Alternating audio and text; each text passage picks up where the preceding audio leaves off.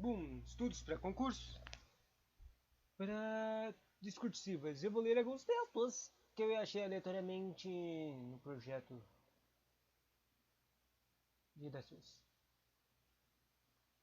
Vamos ver aqui. Impactos da pandemia na educação brasileira. A Constituição Federal de 1988, norma da maior hierarquia.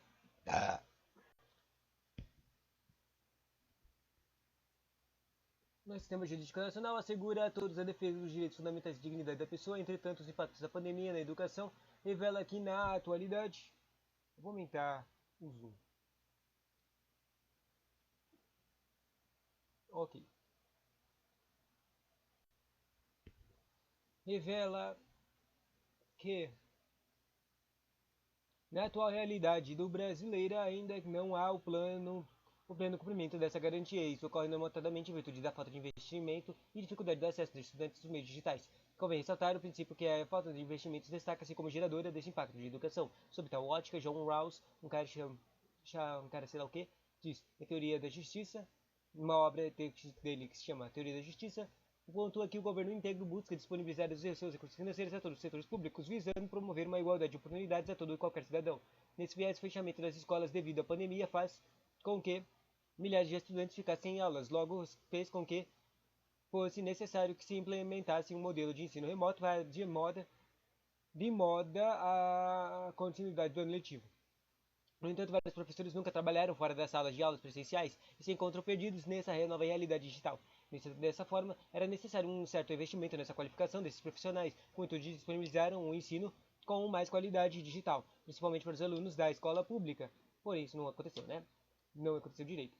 Além disso, é cabível enfatizar que a dificuldade do acesso ao ensino EAD corrobora a permanência do problema que é problemática nesse cenário. O filósofo alemão Adenauer afirma que todos vivem sob o mesmo céu, mas nem todos sob o mesmo horizonte. Logo, nem todos têm as mesmas oportunidades e direitos. A respeito disso, nota-se que a necessidade da instalação de um ensino remoto trouxe vários desafios, principalmente para alunos de instituições públicas, já que no país existem uma grande parcela da população que não tem acesso à internet de qualidade, não tem aparelhos que suportem os sistemas utilizados para a atividade online. Nesse modelo do ensino que prejudica a educação à distância, o que prejudica milhares de alunos, aumentando a desigualdade presente na sociedade brasileira. Desse modo, é indubitável que medidas devem ser tomadas com o propósito de transpor essa barreira. Portanto, pode-se inserir que as consequências da pandemia da educação representam uma questão relevante e carente de soluções. Sendo assim, cabe ao governo federal, através de uma parceria com o Ministério da Educação, oferecer estratégias para os professores nessa transição seria necessário, então, que o Ministério ofertasse cursos de capacitação com o intuito de qualificar esse profissional. Além disso, é de suma importância que o governo federal crie um projeto de barateamento de recursos tecnológicos para alunos de escolas públicas para que as pessoas consigam ter mais acesso. Desse modo, a construção da cidadania e a democratização serão asseguradas. Bonitinho, né? Próximo. Sobre tema: influenciadores digitais entre a futilidade e a responsabilidade social.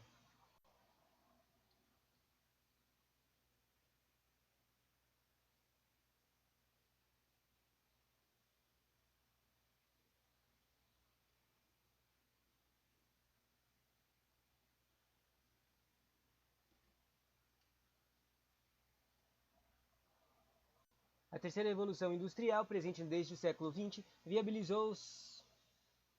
viabilizou mecanismos tecnológicos e deu vigor aos novos métodos de interação em todo o mundo. Contudo, quando se observa o atual cenário brasileiro, percebe-se que, eu falei direito o tema disso, influenciadores digitais entre a futilidade e a responsabilidade social. Muito importante. Porque eles influenciam. Contudo, quando se observa o atual cenário brasileiro, percebe-se que esse convívio no meio tecnológico proporcionado pelas redes sociais permitem, em muitos casos, uma conduta imprudente das influências digitais. No que tange a futilidade e a responsabilidade social, nesse sentido, deve-se analisar a escassez e sensatez de seus atos de comercialização e de seu poder de influência ao consumo.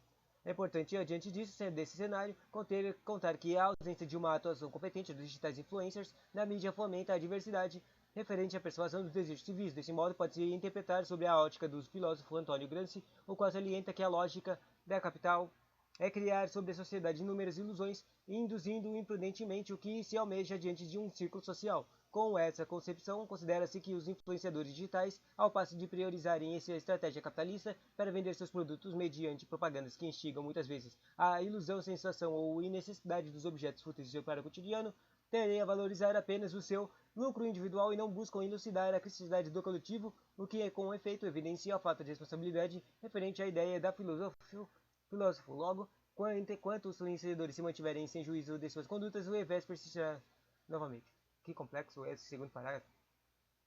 Nessa perspectiva, entende-se que, lamentavelmente, devido à atuação por vezes indevida dos agentes produtores do conteúdo midiático, fatores como a persistência do consumo são normalizados no ambiente civil. Nesse âmbito, o sociólogo alemão Theodor Adorno defende que o uso da mídia digital por influenciadores de modo a incentivar o consumo representa uma padronização comportamental. Em contraste ao pensamento do alemão, ocorre atualmente uma manipulação quase que é imperceptível nas redes sociais, quando observa-se o engajamento contínuo de mercadorias indicadas por esses indivíduos, as quais, por conseguinte, impulsionam a compra redundante e, consequentemente, a naturalização de um consumo exacerbado no país. Assim, medidas devem ser pensadas com o foco de resolver o óbice. Portanto, atenuar os desafios relacionados aos usuários influentes torna-se fundamental para uma atuação prudente desses indivíduos. Para isso, o Ministério da Educação é responsável por garantir um sistema educacional abrangente por meio das redes sociais, principal requisito de a atuação destes usuários deve disponibilizar cursos gratuitos com reconhecimento nacional de uma atuação digna na mídia, os quais ensinem a manusear de forma bem conceituada seus preceitos de venda, em suma, com o intuito de evitar um incentivo errôneo de produtos triviais e para o preocupante consumo. Achei que falar de coisas, mas falou mais de consumo. Coisas sociais, né? Perfeito. Próximo ponto é sobre o influxo dos podcasts na potenciação da comunicação e seus efeitos no país. Quero fazer podcasts. Em 1923 ocorreu a primeira emissora de rádio do solo brasileiro, a Rádio Sociedade Rio de Janeiro, que consolidou a comunicação e entretenimento aos internautas. Analogamente, no contexto atual do país, é perceptível que os podcasts representam uma nova sensação do métodos de diálogos abrangentes, apesar de, ainda que possuírem pautas relacionadas à ausência desse recurso informacional, para um ensino estratégico nas escolas é também falta de diálogo sobre a importância de uma influência responsável em tais mecanismos. Logo, vai-se preciso analisar esses efeitos a fim de potencializar a temática. Normalmente. Será que significa normalmente? Interessante.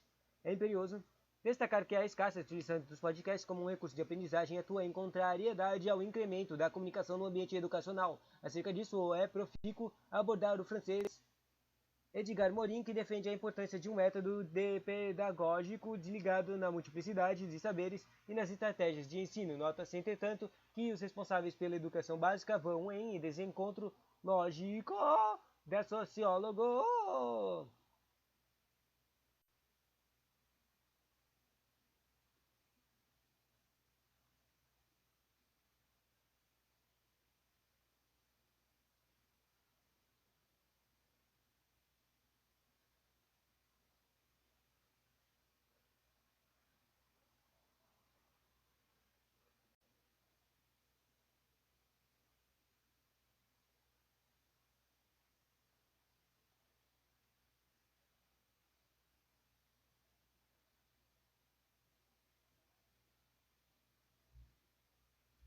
Que eu tava aí, né? Vão em desencontro com a lógica do sociólogo, posto que não buscam com a inserção desse recurso popular o gosto pela pesquisa e pela intercomunicação dos alunos mediante desenvolvimento oral, assim gerando infelizmente a falta do interesse inato deles em participarem ou buscarem pelo ensino. Dado isso, é fulcral que as escolas obtenham novas maneiras de integrar o conhecimento utilizando essa linguagem radiofônica, entende? Usar interessante. Na comunicabilidade dos discentes. Além disso, é válido apontar a importância de uma influência benéfica nesse recurso de interlocução para proporcionar uma atuação admirável aos receptores. A esse respeito, o sociólogo Emily Durkheim ressalta que o ambiente social determina as condutas de um indivíduo. Da teoria à prática, evidencia-se que, com o poder da ascensão dos podcasts, torna-se fundamental que os produtores informacionais sejam cuidadosos e respeitosos com suas palavras, ou ao difundir seus conteúdos, de modo a evitar as tensões de disputas discursivas em uma área comunicacional que influa maleficamente a população, pois fica claro que esses meios sociais podem ser grandes consultores de pensamentos reflexivos e induzir em vários efeitos sobre os ouvintes. Portanto, a fim de potencializar a comunicação dos podcasts, é necessário que as escolas, com seu papel fortalecer o aprendizado, realizem aulas de como pesquisar temáticas atualizadas e também maneiras de utilizar esses recursos. Isso deve ser feito por meio de atuantes nessa área que ensinem eles a produzirem tópicos educativos na qualidade com o fito de evidenciar novas estratégias de conservação oral e dar notoriedade à educação por intermédio dessa linguagem radiofônica no Brasil. Com essa ação, o infortúnio relacionado aos supracitados serão evitados para o bem-estar social. Interessante.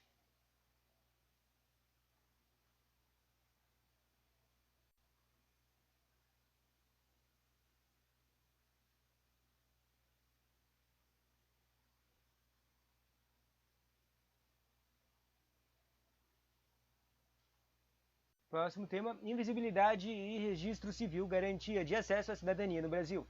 Que rimou, que interessante. No filme Adu de 2019, agora eu quero ver esse filme. A história de dois meninos que tentam emigrar do continente africano para a Europa para fugir dos problemas sociais que cercam o continente. Porém, quando estão na fronteira de Marrocos, um dos meninos é impedido de adentrar o país, pois apenas pessoas menores de idade estavam sendo permitidas a cruzar a fronteira. Ele não possuía nenhum documento para provar que não era um adulto. Nesse sentido, a narrativa revela as sanções sofridas por pessoas que não possuem registro civil, que acabam tendo seus direitos negados. Fora da ficção, é fato que a realidade apresentada no filme assemelha àquela no Brasil, uma vez que, segundo o IBGE, quase 3 milhões de brasileiros não possuem um registro civil. Diante dessa perspectiva, faz-se imperiosa análise dos fatores que favorecem esse tipo de quadro. Em primeiro lugar, é importante destacar que possuir registro civil, principalmente a certidão de nascimento, é algo imprescindível na vida de todos os cidadãos brasileiros, já que é a partir da certidão que o Estado vai tomar conhecimento de sua existência como cidadão da sociedade. Além disso, de que a certidão de nascimento é necessária para retirar outros documentos tipos civis, importantíssimos para a vida do cidadão, como um passaporte, a carteira de trabalho e a carteira de motorista, o título de eleitor e muitos outros. Também é obrigatório possuir registro civil para ter acesso a muitos direitos garantidos pelo Estado, como acesso à educação, ao voto e à participação na política e à aposentadoria e ao seguro-desemprego, e para receber benefícios do governo como a Bolsa Família. Assim, uma pessoa que possui um registro civil é excluída que não possui um registro civil é excluída socialmente e invisível para o Estado e acaba não tendo acesso a vários direitos sociais que ele tem direito, muitos direitos indispensáveis, entende? Ademais, é fundamental apontar a ausência das medidas governamentais que são eficazes para resolver esse problema de falta de registro civil. Em 1997, a lei número 9.534 tornou o registro de nascimento gratuito no Brasil. Porém, mais de 20 anos depois, segundo os dados do IBGE, o número de pessoas sem registro civil continuam alarmantes. Por quê? Pois o que impede as pessoas de garantir o seu registro civil não é apenas a condição financeira, e sim a burocracia envolvida no processo de retirarem do registro civil, que acaba sendo demorado por conta da alta demanda dos cartórios e da ineficiência do sistema da emissão dos documentos. Logo, a complexidade do processo para emitir um documento é uma grande impulsionador de invisibilidade causado pela falta de registro civil. Despreende-se, portanto, que a necessidade de combater esses obstáculos. Para isso é mister que o Estado, por intermédio do Ministério da Saúde e da Cidadania, invista no aprimoramento do sistema da emissão de documentos, a fim de tornar o processo de registro civil mais dinâmico, fácil e rápido, além de construir mais cartórios em áreas onde os números de pessoas sem documentos são altos, como no Sudeste e no Nordeste, para que a fila dos cartórios diminua e as pessoas sejam impulsionadas a emitir um registro civil. Somente assim se considerará uma sociedade mais inclusiva e desenvolvida, onde todos os cidadãos têm o seu direito de cidadania garantido. Próximo texto sobre o tema a importância do acesso à leitura em questão no Brasil.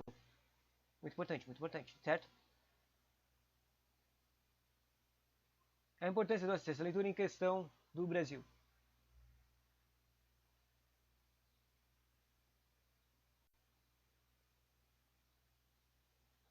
Quem mal lê, mal ouve, mal fala, mal vê. Essa frase celebre do escritor Monteiro Lobato esclarece que a leitura é uma prática imprescindível quando pois aqueles que não a praticam se limitam à mediocridade. No Brasil, entretanto, o acesso à leitura é infelizmente restrito, o que, por conseguinte, viabiliza os maléficos expostos por Lobato. É crucial, por fim, entender como a desigualdade social e a apatia do tecido civil potencializam esse infortúnio. Nesse sentido, é essencial ressaltar a discrepância econômica como agravantes do revés. O insigne dramaturgo Ariano Suzuana e a esse respeito defende que existe uma injustiça secular capaz de dividir a nação verde-amarela em duas vertentes, uma privilegiada e outra indigente. É plausível afirmar, sob tal lógica, que a parcela necessitada não é detentora do poder aquisitivo que permita a compra de obras literárias, o que consequentemente fomenta uma substancial privação desses indivíduos quanto à estimulação da criatividade e do senso crítico. É indubitável, assim, que a persistência da esperidade secular elencada por Suassuna pode, de fato, afligir expressivo segmento do círculo social. Além disso, a impassibilidade coletiva atua como um elemento propulsor do empecilho nessa lógica. Segundo o ilustre sociólogo Emile Durkheim, o egoísmo é, em grande parte, produto de coletividade. À luz da lógica durkheimiana, banaliza-se por vezes o corpo cívico, uma conduta da indiferença, ou haja vista que muitos indivíduos tonificam ou não acesso à leitura quando esses não doam livros dispensáveis às pessoas de baixa renda, fortalecendo como consequência um cenário de que alguns cidadãos não gozam da leitura e dos seus benefícios. A exemplo da ampliação dos conhecimentos gerais é injusto, pois que os sujeitos carentes sofram pelo descuido do coletivo em relação à leitura. Portanto, é primordial desconstruir as origens do contratempo, para tanto, cabe ao governo federal, incumbido de garantir o contentamento da população, fornecer por meio de cofres públicos obras literárias gratuitas às vítimas do desequilíbrio social com o intuito de democratizar o acesso à leitura e logo possibilitar a aquisição dos benefícios dessa, como a investigação da criatividade e da criticidade. Nem acréscimo, o grupo civil deve tornar a doação de livros imprescindíveis uma realidade. Feito isso, a mediocridade apresentada por Lobato não será mais um fato. Interessante. Mais um tema: a democratização no acesso ao cinema no Brasil. Eu me lembro disso, eu já vi isso aqui em um temas antigos, anteriores.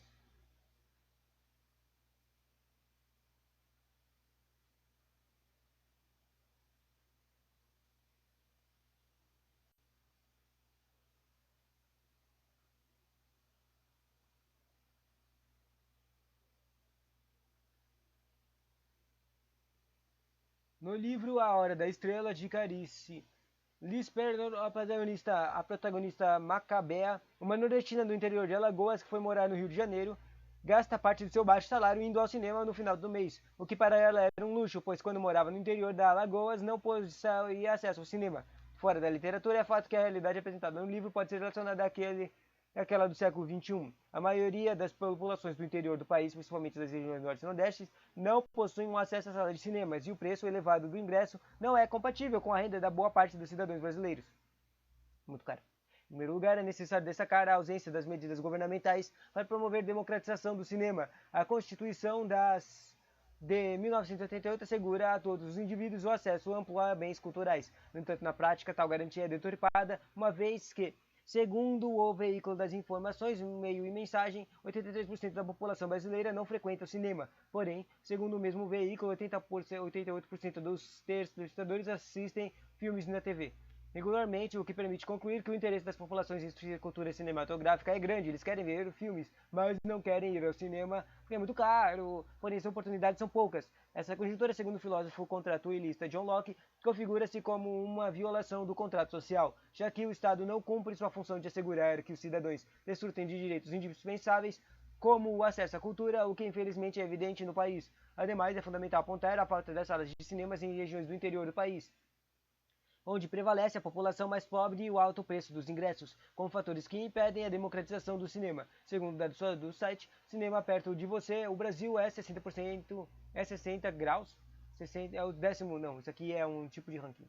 O Brasil é o, não sei, sexagésimo, tipo 6 com 10, 60. 60º país na relação a habitantes por sala, ou seja, a quantidade de salas de cinema existentes é insuficiente para atender toda a população, portanto, fazendo com que o acesso ao cinema seja exclusivo para pessoas que moram em centros urbanos, onde está a concentração de salas de cinema, e a população de renda mais baixa, e excluindo populações inteiras do universo cinematográfico. Logo, é inadmissível que este cenário continue a perdurar. Despende-se, portanto, a necessidade de combater esses obstáculos. Para isso, é imprescindível que o Estado, por intermédio da Secretaria da Cultura e do Ministério da Economia, promova ações para incentivar que salas de cinema sejam instaladas em regiões do interior do país e que o preço do ingresso seja compatível com a renda da população, além de promover programas que promovam sessões de cinemas gratuitas para a população mais pobre. Assim, o cenário vivenciado por Macabea ficará apenas na literatura e não se assemelha ao do mundo real. Interessante. E assim acabam os textos que eu tinha programado aqui.